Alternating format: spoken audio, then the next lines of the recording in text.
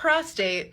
The prostate is an organ usually found in bodies that also have penises. It's a gland that's located just below the bladder. One of the things it does is release a milky white kind of fluid to help make semen. Not that kind of semen. The semen I'm talking about is the stuff that actually gets ejected out of the pee, usually when that person has an O. It's a mix of microscopic sperm, fluid from something called the seminal vesicle, and then also that prostate fluid. The prostate isn't very large. It's estimated to be the size of a walnut. Here, let me show you. Here's a side view cross section. So here's the bladder. This is where pee hangs out, and this is the tube where pee ends up leaving the body. The fancy name is the urethra. And here is the prostate. Notice that the urethra goes right through it, and it shares a wall with the rectum. And yep, this is where poo can be. It's important to know that because if you ever have to find your prostate, you gotta go through the butthole, not too far in, maybe an inch or two. You can contact it indirectly by pressing up on the perineum, which is also known as the taint, but it's actually not gonna have the same effect. They definitely make tools for this, but I actually recommend people at least try once or twice with their fingers so they can feel what it's like. You can tell you found your prostate when you start feeling kind of a ridgy texture like the surface of a walnut shell. Why would someone need to find their prostate? Let me tell ya. Some people with prostates really like how it feels to have it touched on, vibrated on, massaged, or pressed against.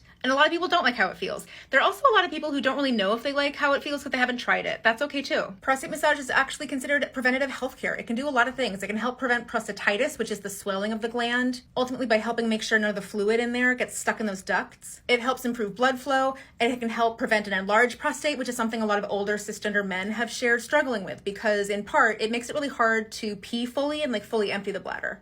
Believe it or not, regular prostate massage and regular ejaculation, which is the fancy word for that fluid ejection I talked about earlier, is also considered a way to prevent prostate cancer. Now, of course, if you have immediate family who have had prostate cancer, your risk remains high even if you do J off on the reg.